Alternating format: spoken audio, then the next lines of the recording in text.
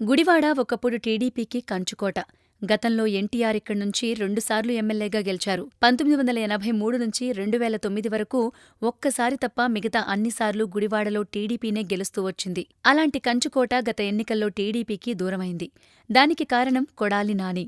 నందమూరి కుటుంబానికి, మరీ ముఖ్యంగా హరికృష్ణ కుటుంబానికి సన్నిహితంగా ఉండే కొడాలి నాని 2004-2009 ఎన్నికల్లో టీడీపీ తరపున గుడివాడ ఎమ్మెల్యేగా గెలుపొందారు.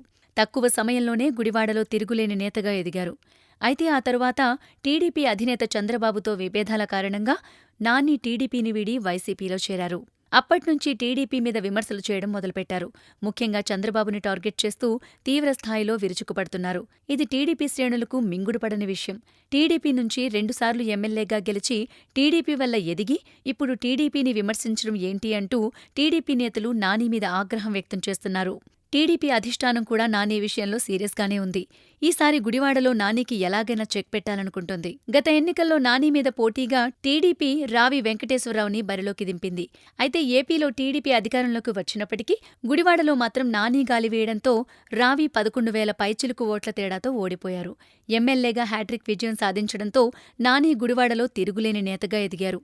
ఇప్పుడు మళ్లీ ఎన్నికల సమయం దగ్గర పడుతుండటంతో టీడీపీ గుడివాడ మీద ప్రత్యేక దృష్టి పెడుతోంది. ఈసారి నానికి ఎలాగైనా చెక్ పెట్టాలని చూస్తోంది. నాని దూకుడును తట్టుకోగలిగిన నేత కోసం టీడీపీ అన్వేషిస్తోంది. వచ్చే ఎన్నికల్లో నాని మీద పోటీగా రావినే బరిలోకి దింపాలా లేదా మరో నేతను దింపాలా అనే ఆలోచనలో పడింది. ఆ ఆలోచనల నుంచే కొత్త పేరు తెరమీదకొచ్చింది. ఆ పేరే దేవినేని అవినాష్.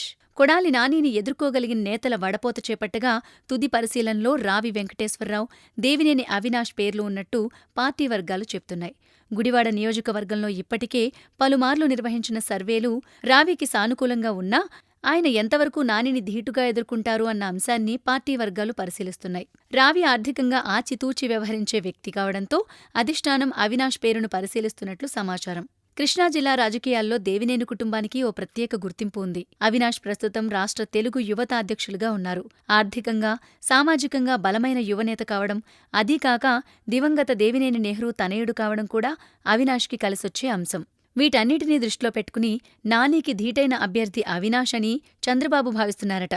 కొద్ది రోజుల్లోనే ఈ విషయం మీద ఓ స్పష్టత వచ్చే అవకాశం ఉంది. జగమంతా